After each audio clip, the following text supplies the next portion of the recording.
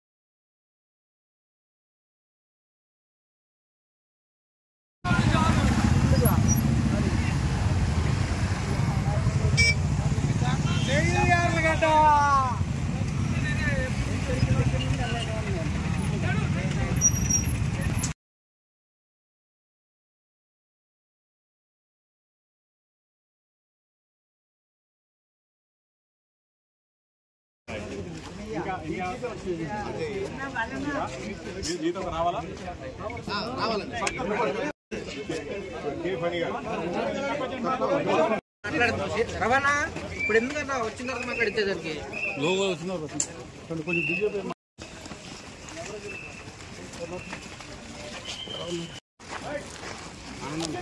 Water తాగుతున్నాం।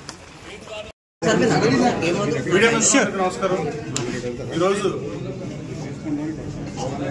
Nomination వేసిన సందర్భంగా బీజేపీ, జనసేన, తెలుగుదేశం పార్టీ నాయకులు, కార్యకర్తలతో కలిసి ఈరోజు నామినేషన్ 18వ తారీఖు మంచిది 2 సెట్లు నామినేషన్ పర్సనల్గా ఇచ్చారు। ఈరోజు అన్ని పార్టీ నాయకులు, 3 పార్టీ కూటమి నాయకులు కలిసి గన్నవరం నియోజకవర్గంలో అన్ని గ్రామాల నుంచి 3 పార్టీ నాయకులు, గన్నవరం ప్రజలు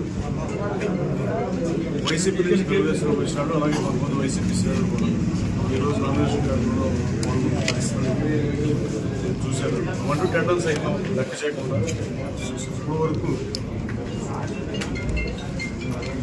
గన్నవరం సెంటర్లో నా ర్యాలీ లేట్ అయినా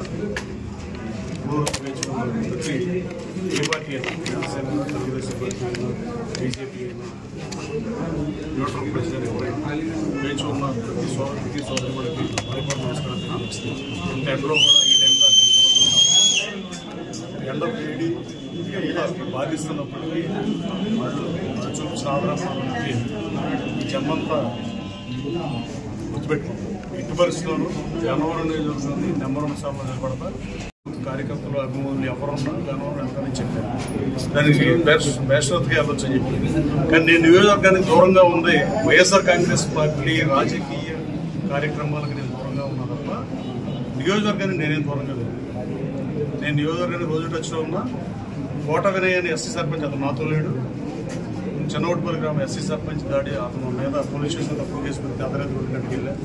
నేను లేని డాక్టర్ రామచంద్రరావు వచ్చాడు. ఇద్దరికి నాకు కోవిడ్ వచ్చింది. తర్వాత నాకు వచ్చింది. తర్వాత 700 మంది కూడా వచ్చే పరిస్థితి.